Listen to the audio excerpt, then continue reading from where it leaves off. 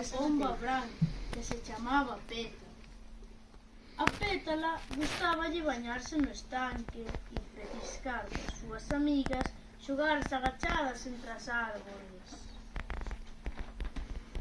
Un día, cando foi regar as plantas, viu que non saía nin pinga de auga. E por que non hai auga? Preguntouse. Pétala asomouse a xanela, buscando unha resposta. A formiga non o sabía.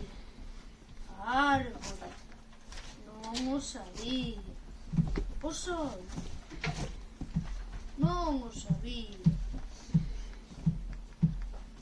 Pétala quería saber que pasaba e foi voando á casa da chuvia.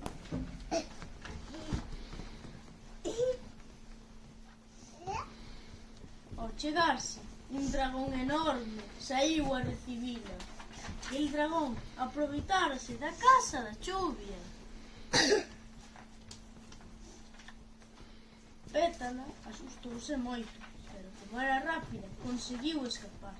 Mentres voaba cara a súa casa, pensou: Seguro que este dragón bebe a auga toda.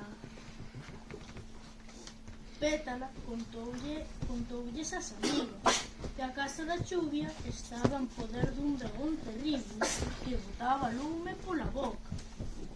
Tiñan que facer algo. Esa noite, cando ía xa para a cama, Pétala tivo unha idea.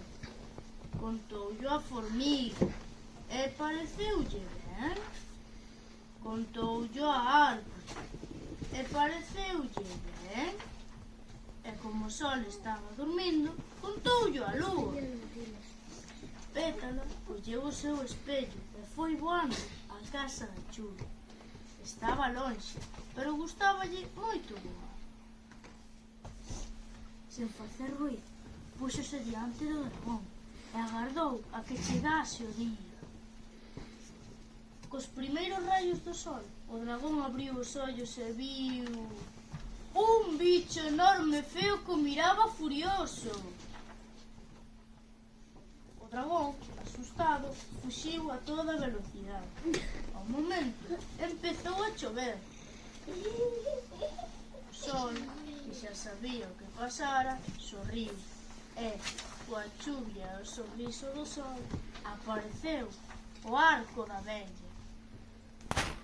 Desde aquel, Pétala xa pode bañarse no estanque e petiscar coas súas amigas, xogar as agachadas entre as árbores.